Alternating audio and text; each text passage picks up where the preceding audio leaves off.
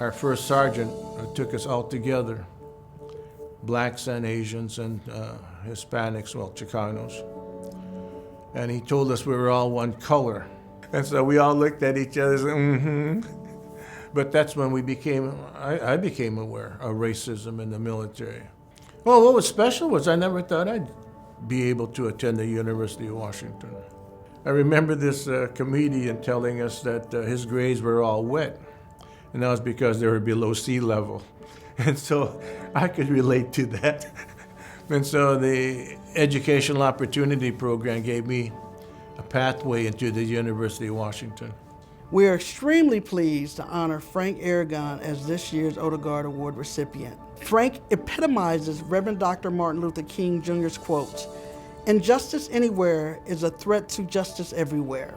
As a student at the University of Washington, Frank was involved in protests to ensure the campus was accessible and welcoming to and supportive of Asian and Pacific Islander students, as well as other underrepresented students. In the community, Frank has been engaged in efforts to preserve the International District, has walked alongside those demanding indigenous rights, those protesting police brutality against black bodies, those fighting for the right to love those of the same sex. In short, if there is injustice, Frank is willing to take it on. When he was an undergraduate student, part of how he was able to go to the UW financially was to join ROTC. Frank would go to his ROTC classes or whatever with his full uniform on, go in the restroom, take the uniform off and roll it up and put it in a grocery bag. And then he'd be out in the quad or someplace protesting what was going on politically. We wanted monies for Asian Week, Black Week, Chicano Week, and we couldn't get it from the University of Washington. And we were so disappointed. Ralph Anderson, I think that was his name, he was president of ASUW. He said, you know, if you guys want anything done, you guys are gonna have to run for office. And that's what we did.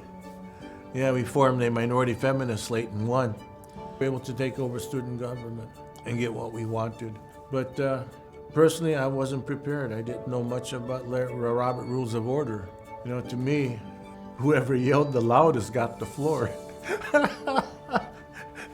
As long as I've known Frank, he's always been involved, in that short period of time. And that's what attracted me to him, actually.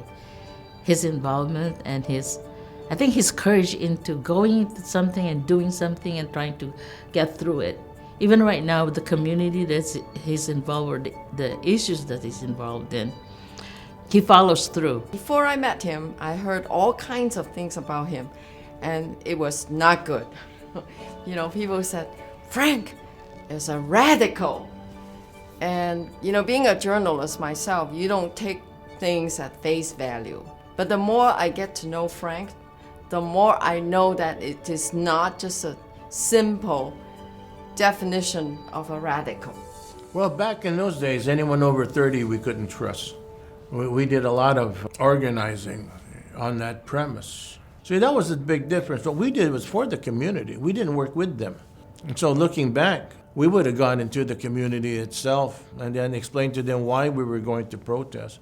We had a big impact that showed that Asians weren't your model minority, that we were willing to rise up and stand for what we believed in was correct, what was right. And that was to preserve and protect the Chinatown International District. But in retrospect, yes, we could have did a better job. We could have reached out to those politicians, whether they're Asians or not, and to have allies. He go out of his way to support young people to make sure that our next generation of leaders will be ready to carry the torch. I was a high school student, and his kids were at the same high school as me, Hazen High School in Renton.